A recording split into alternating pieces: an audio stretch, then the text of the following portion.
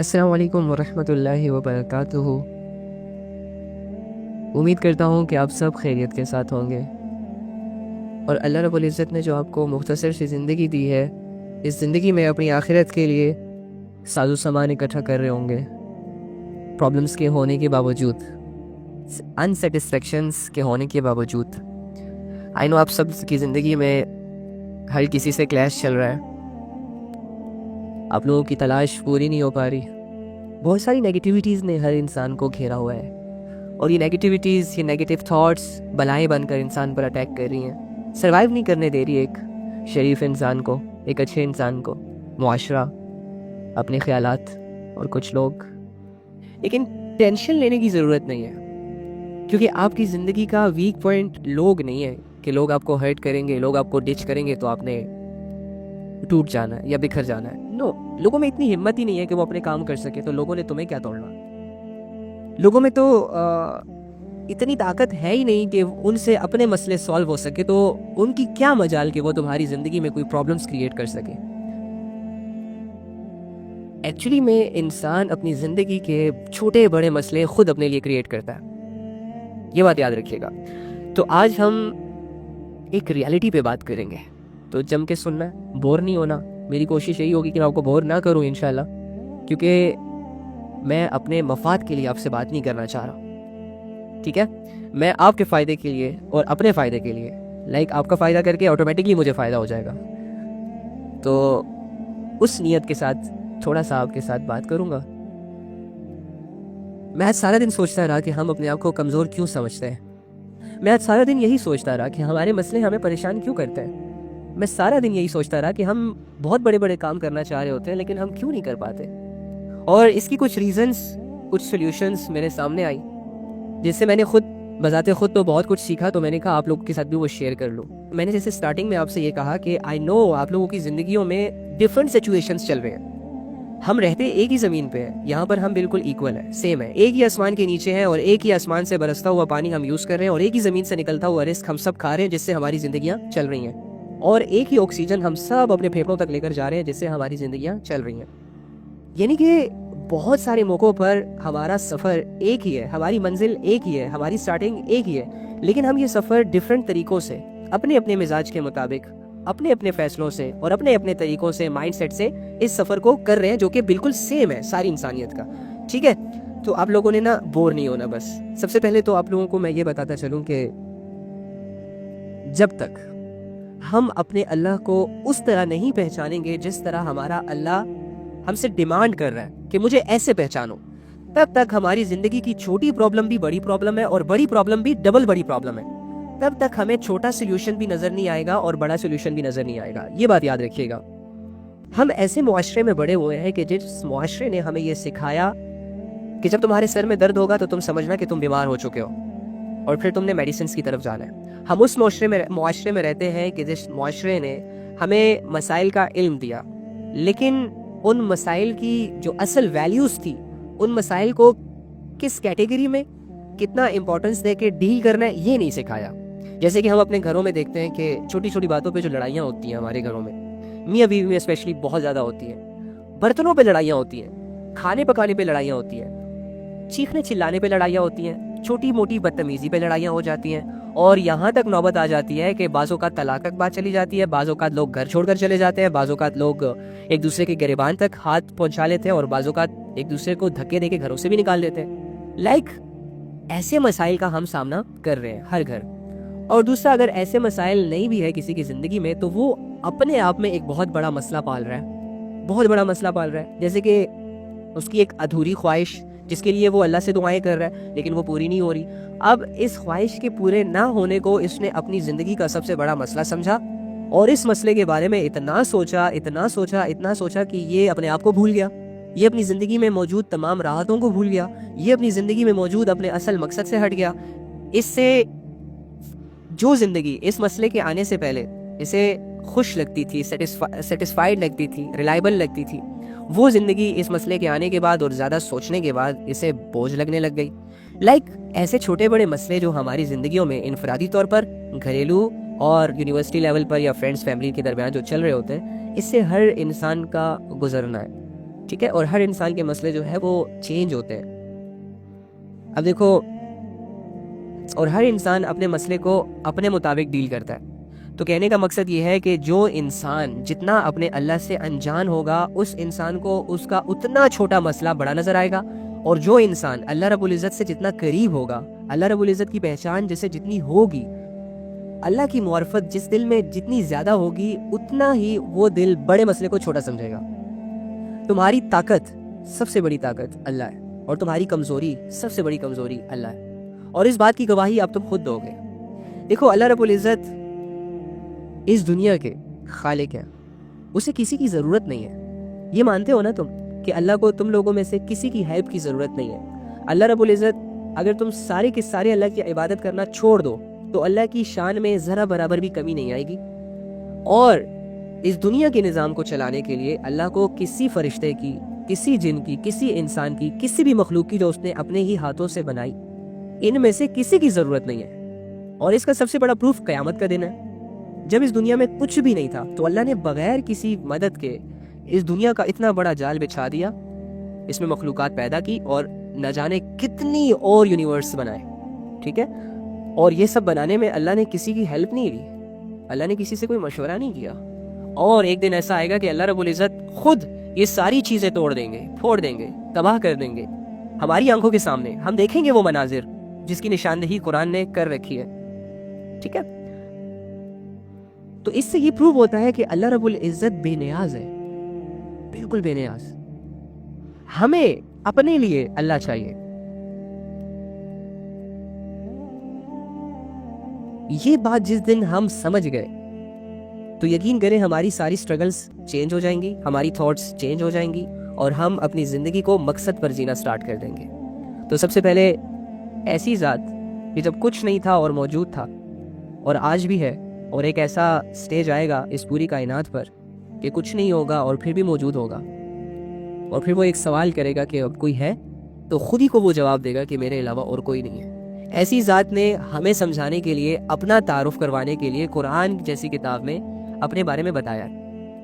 اب کتنا بے وقوف انسان ہے کہ ایک اللہ جو اتنی بڑی پاور کے ساتھ، اتنی بڑی ملکیت کے ساتھ، اتنی بڑی حاکمیت کے ساتھ، اور زمین آسمان کو موت آنی ہے اور وہ موت سے پاک ہے، یعنی ایسی ذات، اس کی ویلیوز ذرا دل میں بٹھائیں اور خود سے یہ سوال کریں. لیٹس سپوز اگر آپ کے ایریا میں 100-200 لوگ رہتے ہیں، یا 2-4 ہزار لوگ رہتے ہو، اور ان 2-4 ہزار لوگوں میں ایک ایسا بندہ ہو جو سب سے زیادہ حسین ہو، ایک ایسا بندہ ہو جو سب کی ضروریات کو پورا کر رہا ہو، ایک ایسا بندہ ہو جس کے چرچے ہوں، ایک ایسا بندہ ہو کہ اس کے ٹکر کا کوئی ہو ہی نہ، ایک ایسا بندہ ہو جو بہت اٹریکٹیو ہو، اس کی اپنی ایک شان و شوکت ہو، اور بچہ بچہ اسے جانتا ہو، بڑا بوڑھا جوان لڑکا لڑکی سب اسے جانتے ہو، اور سب اسے بن دیکھے بن ملے متاثر بھی ہوں. ٹھیک ہے، اور جب اتنی بڑی بڑائی اور اتنی بڑی ویلیو کسی انسان کے پاس ہوگی، اور وہ انسان خود آ کر تمہیں ویلیو دے، تو تم اپنے آپ کو کتنا لکی فیل کرو گے. تمہاری تو نیندیں اڑ جائیں گی کہ لوگ جس کی حسرت کر رہے، لوگ جس کو پانے کی خواہش کر رہے، لوگ جس سے متاثر ہونے کی خواہش کر رہے ہیں، وہ خود میرے پاس چل کے آ رہا ہے، مجھے اپنا تعارف کروا رہا ہے، اور مجھے اپنا بننے کا کہہ رہا ہے. تو تمہیں 4 چاند لگیں گے کہ نہیں لگیں گے؟ تم اپنے آپ کو اس ساری دنیا سے، ان 2-4 ہزار لوگوں سے ڈیفرنٹ سمجھو گے کہ نہیں سمجھو گے؟ ڈیفینیٹلی سمجھو گے. کیوں؟ کیونکہ تمہارے پاس ایک ایسے انسان کا بلاوا آ گیا ہے جس کی ایک ویلیو ہے. تو مجھے بتاؤ، اس پوری دنیا میں، اور اس جیسی جو لاکھوں کروڑوں اربوں اور دنیا ہے جس میں اللہ رب العزت اپنی قدرت سے اپنی مخلوقوں کو پال رہے، ٹھیک ہے، اس کو چلانے والا، اس کا مالک، اس کا خالق، جو بغیر کسی ایلیمنٹ کے کچھ بھی بنا لے. انسان کو کچھ بھی بنانے کے لیے ایلیمنٹس چاہیے ہوں گے، لیکن وہ ایلیمنٹس کے بغیر ہی جب چاہے، جس سے چاہے، جو کچھ بنا لے. انڈے سے مرغی کو بنا رہا ہے، مرغی سے انڈے کو بنا رہا ہے، پانی سے انسان کو بنا رہا ہے، انسان سے پھر دوسرے انسان کو بنا رہا ہے، بھینسوں میں دودھ بنا رہا ہے، سانپ میں زہر بنا رہا ہے. آپ سوچیں نا، اتنی بڑی پریشیس ذات جس سے ساری دنیا، ساری طاقتیں، سارے ایٹمی پاورز، سارے ملکوں کی آرمیز اگر لڑنے کے لیے ارادہ کرے، ذرہ برابر بھی اللہ کو نقصان نہیں پہنچا سکتے. اتنی بڑی طاقت کے ہوتے ہوئے، جس کے سامنے دنیا کی ساری طاقتیں نیچ ہے، کوئی مقابلہ نہیں کر سکتا اللہ کا، اور جس کی مرضی کے بغیر ریت کا ایک ذرہ، پانی کا ایک قطرہ، درخت کا ایک پتا ہل تک نہیں سکتا. اتنی بڑی ویلیوز رکھنے والا رب جب تم جیسے انسان کو اپنا تعارف کروا رہا ہے، تو یہ تمہارے لیے خوش قسمتی کی بات ہے کہ نہیں ہے؟ تمہیں اور کیا چاہیے؟ یہ تمہارے لیے فخر کی بات ہے کہ نہیں ہے؟ یار وہ اللہ جو تمام تعریفوں کا مالک ہے، وہ اللہ جسے کسی کی ضرورت ہی نہیں ہے، وہ اللہ جو کسی کی عبادات سے متاثر نہیں ہوتا، وہ اللہ جو کسی کی خوبصورتی سے متاثر نہیں ہوتا، وہ اللہ جسے کسی چیز کی ضرورت ہی نہیں ہے، جو ضرورت سے پاک ہے، جو نیند سے پاک ہے، جو موت سے پاک ہے، جو اکیلا ہے. ایسا رب ہم جیسے انسانوں کو جو گمراہ ہے، بے حیا ہے، گناہگار ہے، ناشکر ہے، کمزور ہے، ہم جیسے انسانوں کو اپنا تعارف کروا رہا ہے. کیا یہ بات کبھی تمہارے دل کو ٹچ ہوئی کہ اتنی بڑی ذات اتنا بڑا ہو کر مجھ جیسے ادنا انسان کو اپنا انٹروڈکشن کروا رہا ہے، اور میں ہوں کہ اس میں انٹرسٹ نہیں لے رہا؟ کتنی بڑی ناشکریہ یہ. لیکن مجھے یہ بتائیں کہ اگر آپ کی زندگی میں یہ والا مسئلہ موجود ہو کہ آپ نے ابھی تک اللہ کو پہچانا ہی نہیں ہے، آپ نے ابھی تک اللہ کی تعارف والی، معرفت والی آیتوں کو سمجھا ہی نہیں ہے، وہ رب ہو کر تمہیں اپنا انٹروڈکشن کروا رہا ہے، اور تم ایک ناچیز بندے ہو کر اور اسی کا محتاج ہو کر اسی کو نہیں جان رہے، اسی کو جاننے میں انٹرسٹ نہیں شو کروا رہے، اتنے بڑے مسئلے کے ہوتے ہوئے تمہیں گھریلو مسئلے ڈسٹرب کر رہے، تم سر درد کو پکڑ کے بیٹھ کے اپنی زندگی روتے ہوئے گزار رہے ہو. تم ان مسئلوں میں ہو کہ تمہارے بچے نافرمان ہیں، تم اس مسئلے میں ہو کہ تمہارے ماں باپ تمہارا خیال نہیں رکھ رہے، تم اس مسئلے سے ہی نہیں نکلے کہ تم گھر کا رینٹ کیسے دو گے، تم اس مسئلے سے ہی نہیں نکلے کہ میرے گھر میں آٹا نہیں ہے، چینی نہیں ہے، چائے نہیں ہے. یہ مسئلے تم لوگوں نے بنائے ہوئے ہیں. آپ لوگوں کو تو ابھی تک مسئلوں کی پہچان نہیں ہے کہ مسئلے کہتے کسے. آپ لوگ سوالو کیا کریں گے؟ آپ کی زندگی میں، میری زندگی میں سب سے بڑا مسئلہ یہ ہے کہ ہم اپنے پیدا کرنے والے کو جانتے نہیں ہیں، اس کی مانتے نہیں ہیں، اور اس مسئلے کو کبھی بھی ہم نے مسئلے کی نگاہ سے دیکھا نہیں، اس مسئلے کو کبھی بھی ہم نے مسئلہ سمجھا نہیں. ہاں تو پھر دیکھ لو، گم ہو گئے اپنی چھوٹی چھوٹی سوچوں میں، بنا لی ہم نے اپنی چھوٹی چھوٹی دنیا، رہنے لگ گئے اس میں، چھوٹے چھوٹے کمفرٹ زونز بنا لیے ہم نے، جیسے چڑیا گھر کھول لیا ہو اپنے لیے. کبھی ایک جگہ سے انٹرٹین ہو رہے ہیں، کبھی دوسری جگہ انٹرٹینمنٹ کا میلہ لگا لیتے ہیں، کبھی تیسری جگہ چلے جاتے ہیں، کبھی ایک بندے سے ملتے ہیں، ہائی ہیلو کرتے ہیں، کبھی دوسرے بندے کو اپنی زندگی کی بھاگ دوڑ اور کٹپتلی اس کے حوالے کر دیتے ہیں. پھر دیکھ لو ایسی زندگی گزرے گی ہماری جیسے جانوروں کو پتہ نہیں ہوتا کہ اس کا مالک اسے کہاں لے کر جا رہا ہے، ذبح کرنے لے کر جا رہا ہے یا چرانے لے کر جا رہا ہے. سیم ایسے ہی لوگوں پر بھروسہ کرتے ہوئے ہم اپنی زندگی ان کو دے دیتے ہیں، لیکن یہ نہیں سوچتے کہ یہ لوگ میری زندگی بنا رہے ہیں یا برباد کرنا چاہ رہے ہیں.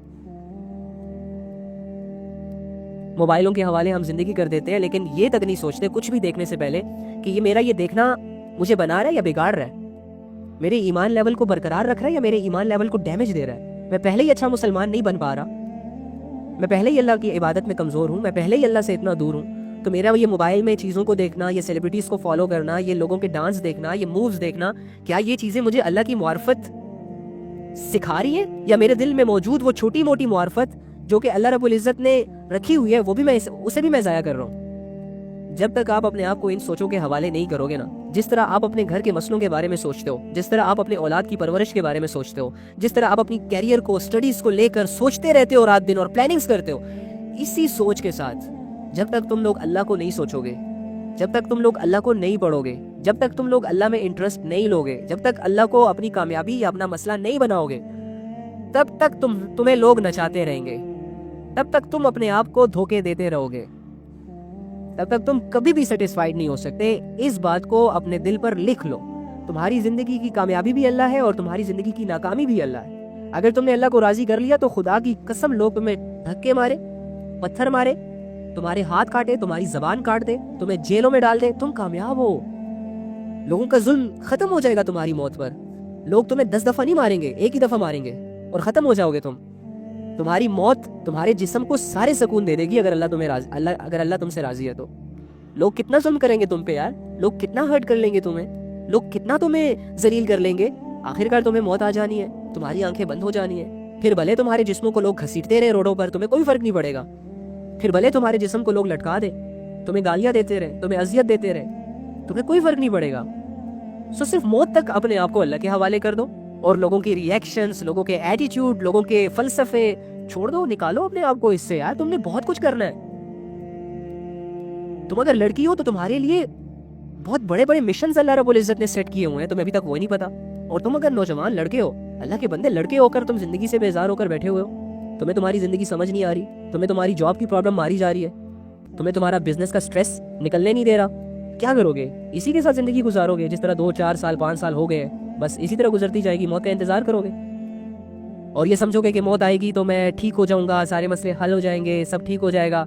نو وے. زندگی کا سب سے بڑا مسئلہ تمہیں پتہ نہیں ہے، اس کو سالو کرنے کی تم نے اسٹرگل کی نہیں ہے، اور تم موت کا انتظار کر رہے ہو.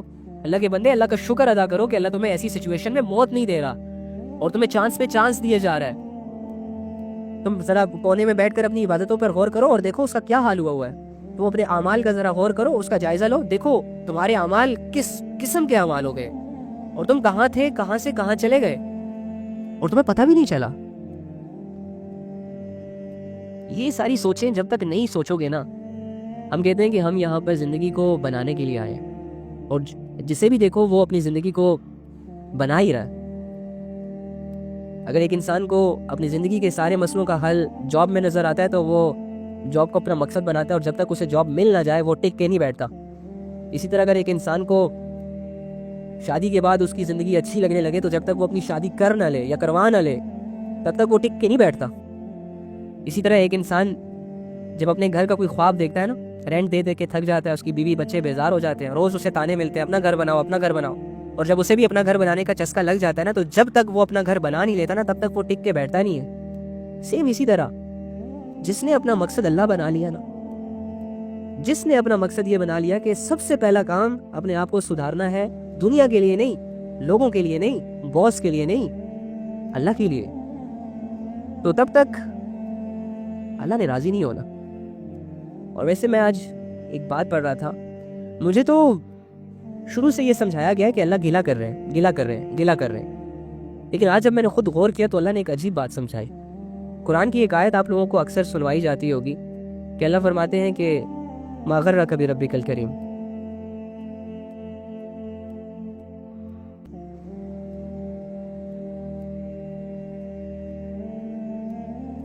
اللہ تعالیٰ قرآن میں ایک آیت نازل کرتے ہیں اور اس میں انسانوں سے یہ کہتے ہیں کہ ما غرک بربک الکریم. یہاں بھی تمہیں اپنے اللہ رب العزت اپنا آپ سمجھا رہے ہیں، پھر گلا کر رہے ہیں. اینی ہاؤ اللہ فرما رہے ہیں کہ الفاظ پہ ذرا غور کرنا، کہ اللہ فرما رہے ہیں کہ تمہیں کس چیز نے، دنیا کی کس چیز نے، میری پیدا کی گئی کس چیز نے، میری کس مخلوق نے، کس دولت نے تمہیں اپنے کریم رب سے، کریم کا پتہ ہے جو انسان کو اوقات سے زیادہ اسے عطا کرتا ہے، ضرورت سے زیادہ عطا کرتا ہے. اللہ یہاں پر بتا رہے تمہیں کہ ساری چیزیں دینے والا تو میں ہوں، اور لمیٹڈ نہیں. لیٹ سپوز اگر تمہیں 1 لاکھ روپے کی ضرورت تھی نا تو میں نے تمہیں 10 لاکھ روپے دیے. اگر تمہیں آنکھوں کی ضرورت تھی نا تو میں نے آنکھوں کے ساتھ تمہیں نظر بھی دی، ورنہ بہت سارے لوگ تھے جن کو آنکھیں دی ہیں نظریں نہیں دی. یہ کریمی والی صفت ہے. جس طرح تمہیں کانوں کی ضرورت تھی نا، میں نے تمہیں کانوں کے ساتھ ساتھ ڈبل اپرچونٹی کہ تمہارے کان سلامت بھی رکھے، تم سن بھی سکتے ہو. بہت سارے لوگ ہیں جن کے کان ہیں لیکن وہ سن نہیں سکتے، لیکن تمہارے لیے تمہیں بڑا کریم ہوں. اور دیکھو تم اس دنیا میں کچھ لے کر نہیں آئے تھے، اور آج تمہارے پاس اتنا سب کچھ ہے، اتنا سب کچھ ہے زندگی گزارنے کے لیے. تمہیں یہ سب میں نے دیا ہے. تو اللہ رب العزت یہاں پھر سوال یہ کر رہے ہیں کہ تمہیں کس چیز نے مجھ سے دور کر دیا ہے، حالانکہ میں کریم ہوں. اگر تمہیں کسی دنیا کی کوئی لالچ لگی تھی تو تم مجھ سے مانگ لیتے، جتنا مانگتے میں اس سے زیادہ تمہیں دے دیتا. تم نے بہت چھوٹا سودا کیا ہے. تم نے ہیرے کے بدلے مٹی خریدی ہے، سونے کے بدلے مٹی خریدی ہے. میں تمہیں بادشاہت دے سکتا تھا لیکن تم نے اپنے لیے غلامی چوز کی ہے. اللہ رب العزت یہ ہمیں بتا رہے ہیں. سوال تو بنتا ہے نا کہ یار پیدا میں کروں، کھلاؤں میں، پلاؤں میں، سلاؤں میں، دماغ میں دوں، آنکھیں میں دوں، کان میں دوں، چلنے کی صلاحیت میں دوں، میرے بغیر، میرے حکم کے بغیر ایک نوالا چبا کر دکھاؤ، میرے حکم کے بغیر ایک سانس اندر لے کے اسے باہر لا کر دکھاؤ. میرے حکم کے بغیر آکسیجن کا ایک پیمانہ استعمال کر کے دکھاؤ. نہیں کر سکتے نا, یہ اللہ کی مرضی شامل ہے اس میں, اسی لیے تو تمہارے سارے کام ہو رہے ہیں. تو سب کچھ اللہ کرے اور پھر تم دور بھی اسی سے جاؤ, تو یہ کون سا معاملہ ہے؟ یہ کیسا ایٹیٹیوڈ ہے؟ یہ کیسا رویہ ہے؟ کبھی سوچا ہے اس بات پہ؟ کبھی غور کیا آپ کو آپ کے مسئلے چھوڑتے ہی نہیں ہیں, آپ کو آپ کی چھوٹی چھوٹی سوچ بڑی سوچ سوچنے دیتی ہی نہیں ہے. ہمیں تو اس معاشرے نے زنجیریں ڈالی ہوئی ہیں. میں اسی لیے تو اس معاشرے کو ظالم کہتا ہوں. میں اپنے گھر والوں کو بھی ظالم کہتا ہوں کہ یار تم لوگوں نے ہمیں دنیا کی کتنی تعلیم دے دی, تم لوگوں نے ہماری ساری ذمہ داریاں ساری ضرورتوں کو پورا کر دیا. میری سب سے بڑی ضرورت ادھوری رہ گئی تم لوگوں سے یار. تم لوگوں نے مجھے میرے اللہ کی پہچان نہیں کروائی.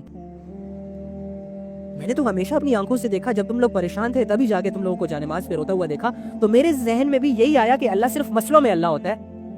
اور جب میں نے تم لوگوں کو دیکھا کہ تم لوگ خوشیوں میں ناچتے ہو, گاتے ہو, سانگز پر بینڈ بجاتے ہو, تو میں نے بھی یہی سوچ لیا کہ ہاں خوشیوں میں تو اللہ سے ہمارا کوئی لینا دینا ہی نہیں ہوتا. جب تم لوگوں نے ایسے کلچرز ایسے رواج دکھا دکھا کے ہمیں بڑا کیا تو ہم بھی انہی کے حوالے ہو گئے. تو ظالم ہے کہ نہیں ہے یہ لوگ؟ سب ظالم ہیں. اور پھر دوست ماشاءاللہ سے جن پر ہم اپنی جان نچھاور کرنے کے دعوے کرتے ہیں, جن کے ساتھ ہم اپنی زندگی کا قیمتی ٹائم سپینڈ کرتے ہیں,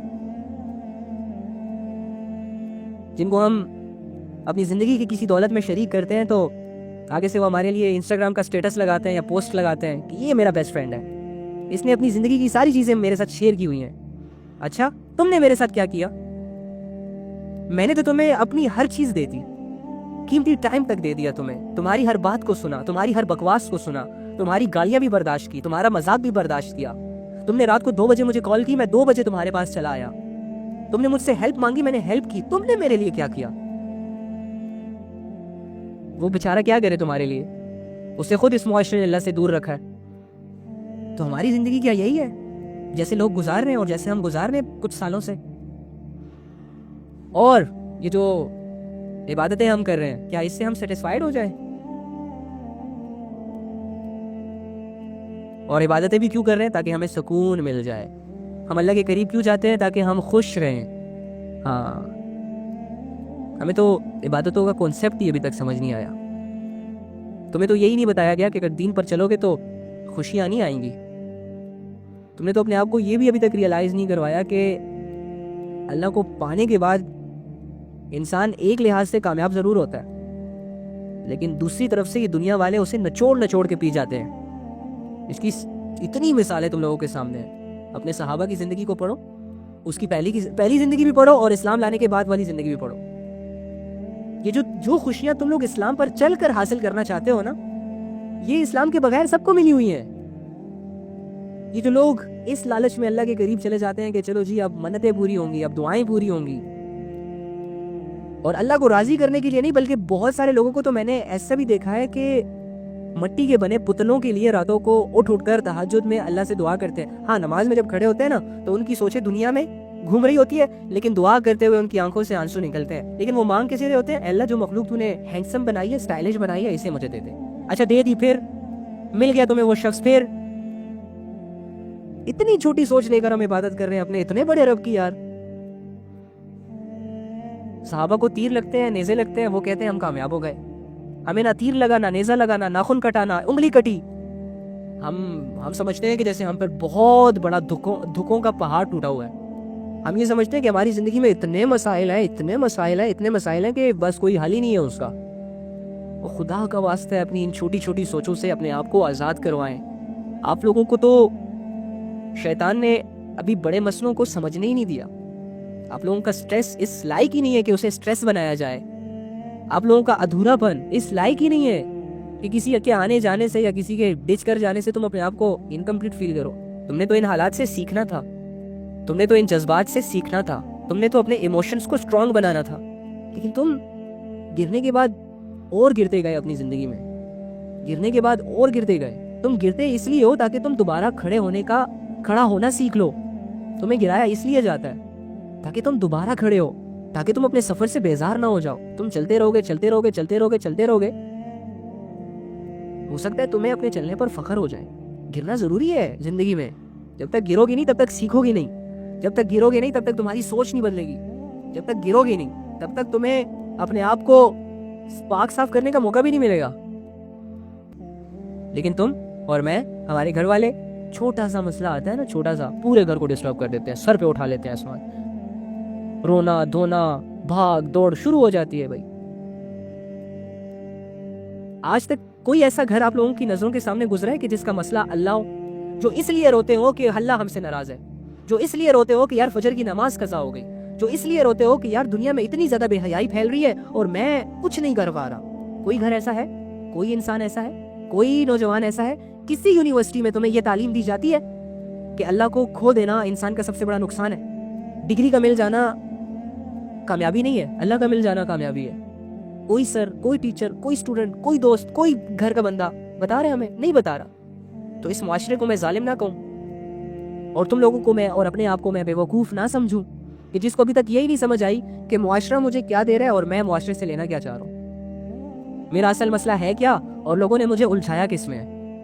میری زندگی کا مقصد ہے کیا اور میں نے اپنے مقصد کو بنایا کیا ہوا ہے؟ کیا میں رہوں نا اس بات پر کہ میری زندگی کے 25 سال گزر گئے, آپ کی زندگی کے 30, 35, 40, 50 سال گزر گئے اور ابھی تک یہ ریئلائز ہی نہیں ہوا کہ یار میں غلطی پر ہوں. اتنی سیٹسفائیڈ لائف گزر جاتی ہے 2-4 نمازیں پڑھنے کے بعد, ہمیں یہ لگتا ہے کہ بس جنت کا سرٹیفکیٹ ہمیں مل گیا ہے. 1-2 نیکی کرنے کے بعد تو سینہ چوڑا ہو جاتا ہے, دل ڈانس کرنے لگ جاتا ہے کہ اوئے ہوئے ولیوں والا کام کر لیا ہم نے. ہمیں صرف یہی دکھایا گیا کہ بس عبادت سے جی سیٹسفیکشن ملے گی. ملے گی کیوں نہیں ملے گی؟ اللہ خود کہہ رہے ہیں اللہ بذکر اللہ تطمئن القلوب. لیکن یار دوسری طرف بھی آؤ نا, تم دوسری طرف کو, اصل چیز کو کیوں پیچھے چھوڑ رہے ہو؟ ہمارے صحابہ نے دین میں انٹری مارنے کے بعد اپنے گھروں کو چھوڑا, تم نے چھوڑا؟ ہمارے صحابہ نے دین کو قبول کرنے کے بعد گھر والوں کی گالیاں سنی, گھر والوں کے دھکے کھائے, ان سے اپنا تعلق ٹوٹا ہوا اپنی آنکھوں سے دیکھا اور محسوس کیا, روتے رہے. وہ عبداللہ کا قصہ میں نے آپ لوگوں کو ایک دفعہ سنایا تھا کہ ایک ایسا نوجوان تھا کہ جس کے حسن کے تذکرے ہوا کرتے تھے لوگوں کے گھروں میں.